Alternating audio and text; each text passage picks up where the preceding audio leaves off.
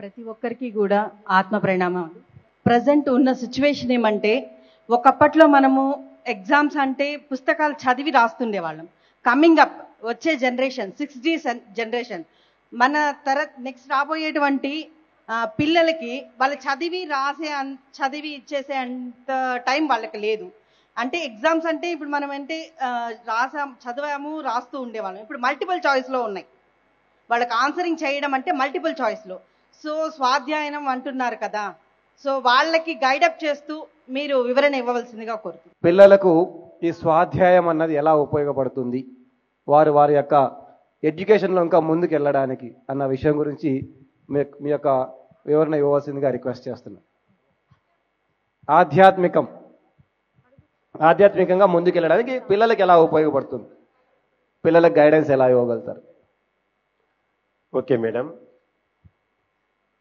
పిల్లలకైనా పెద్దలకైనా ప్రతి వ్యక్తికి తప్పనిసరిగా మనం జన్మ తీసుకున్న తర్వాత జ్ఞానం సంపాదించడమే మన లక్ష్యం. జ్ఞానం అది ప్రాపంచిక జ్ఞానం ప్రాపంచిక జీవితాన్ని ఇస్తుంది, ఆత్మజ్ఞానం ఆధ్యాత్మిక జీవితాన్ని ఇస్తుంది. అది పిల్లవాడైనా సరే, 5 సంవత్సరాల నుంచి అయినా సరే, ఎంత వయసు వాళ్ళకైనా సరే. ఈరోజు సమాజంలో ఆ జ్ఞానం లేకపోవడం వల్లనే యూత్ అనేది ఎలా తయారైందో మనం చూస్తూనే ఉన్నాం. చాలా వరకు యూత్ అనేది అంటే ఆ పోటీతత్వం కానీ, ఆరోగ్యకరమైనటువంటి పోటీ లేకపోవడము, తర్వాత కష్టలు పెంచుకోవడము, ప్రేమతత్వం లేకపోవడము, మిత్రత్వం చేయడం నేర్చుకోకపోవడము, మిత్రత్వం అనేది లేకపోవడము, ఇదంతా కూడా ఆ ఫ్యామిలీ బ్యాక్గ్రౌండ్ కానీ స్పిరిచువల్ పేరెంట్స్లో స్పిరిచువాలిటీ లేకపోవడం వల్ల, ఆ పేరెంట్స్లో స్పిరిచువాలిటీ లేదు, అక్కడ చదువు చెప్పే ప్రాపంచిక చదువులు చెప్పే టీచర్స్ దగ్గర కూడా లేదు. ఈ రెంటి వల్ల ఆ పిల్లవాడు సరైనటువంటి ఆధ్యాత్మిక జ్ఞానం లేక ఆ ఎమోషన్స్ యొక్క ప్రభావానికి లోనైపోతున్నాడు. అందువల్ల తన జీవితాన్ని తాను పాడు చేసుకుంటున్నాడు. ఎప్పుడైతే ఆ ప్రాపంచిక జ్ఞానంతో పాటు ప్రాపంచిక విద్య మనకి ఒక జీవనోపాధిని ఇస్తుంది, మన యొక్క ఆధ్యాత్మిక చదువు ఏమవుతుందంటే మంచి జీవితాన్ని ఇస్తుంది.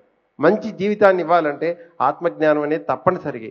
ఆత్మజ్ఞానం తప్ప ఇంక ఏది మనిషి ఆనందంగా జీవించాలంటే అందరూ సమాజంలో డబ్బులు సంపాదించు, కీర్తి సంపాదించు, పేరు ప్రతిష్టలు సంపాదించు అని చెప్తున్నారు. ఒక్కరు కూడా జ్ఞానం సంపాదించు అని చెప్పడంలే.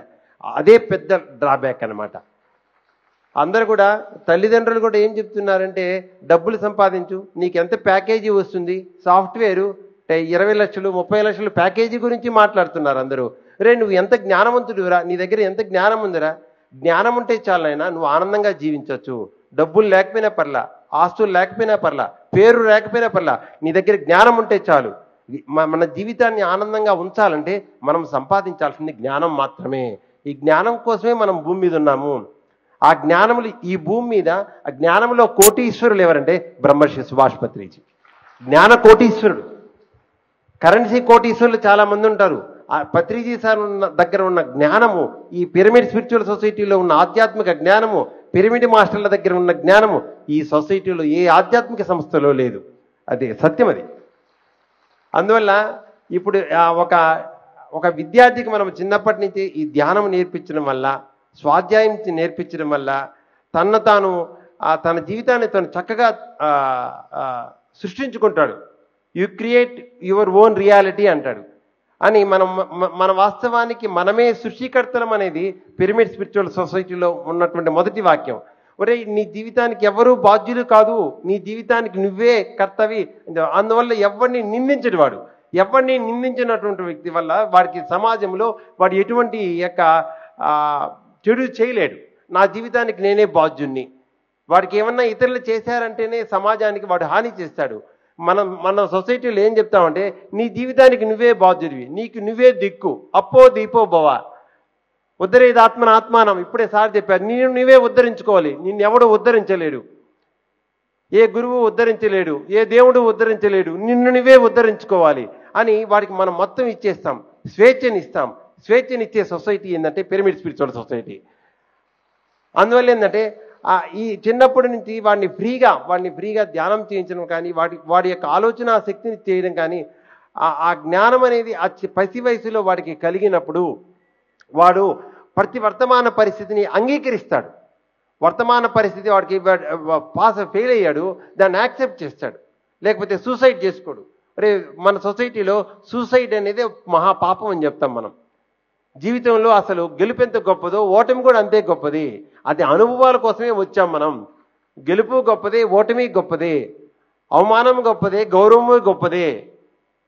ఈ రెండింటినీ కూడా ఒక బ్యాలెన్స్, ఈ జ్ఞానం ఉన్నప్పుడు మాత్రమే విద్యార్థులు ప్రశాంతమైన వాతావరణంలో తమ జీవితాన్ని చక్కగా ఆస్వాదిస్తారు. ఈ గెలిపే గొప్పది అని తల్లిదండ్రులు మోటివేట్ చేయడం వల్ల పిల్లవాడు ఏం చేస్తున్నాడు, అవమానానికి గురవుతున్నాడు, అవమానాన్ని తట్టుకోలేకపోతున్నాడు, ఇతరులు పక్కనోడు బాగుంటే చూడలేకపోతున్నాడు. అందువల్ల మన సొసైటీలో మనం ఏం చెప్తాం, అన్నీ మధురమే, అన్నీ కూడా జీవితంలో ప్రతిదీ అనుభవమే.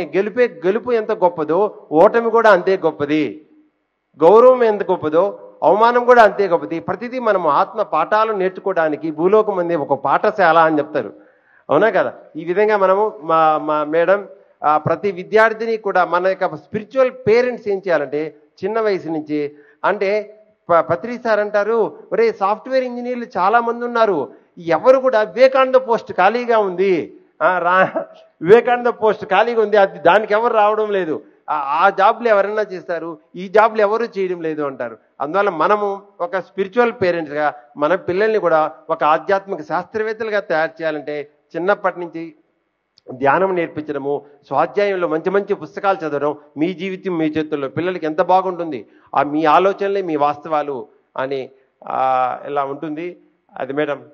అందువల్ల అందరూ కూడా పిల్లలందరినీ కూడా మీరందరూ కూడా తల్లిదండ్రులు ప్రతి ఒక్కరు కూడా సమాజంలో ఒక రకమైనటువంటి భయం ఉంది. చిన్నప్పుడే ధ్యానం చేసి అడవులకి వెళ్ళిపోతాడేమో, సన్యాసి అయిపోతాడేమో, పెళ్లి చేసుకోడేమో, సంసారం ఏమైపోతుందో అనే భయం అజ్ఞానం వల్ల ఉంది. దాన్ని అంతా కూడా పటాపంచలుగా చేసి మన పిల్లవాడిని కూడా ఆధ్యాత్మికంగా జ్ఞానంగా చేసి మన మాస్టర్స్ వాళ్ళందరూ కూడా సమాజానికి ఆదర్శంగా ఉండాలని కోరుకుంటున్నాం మేడం.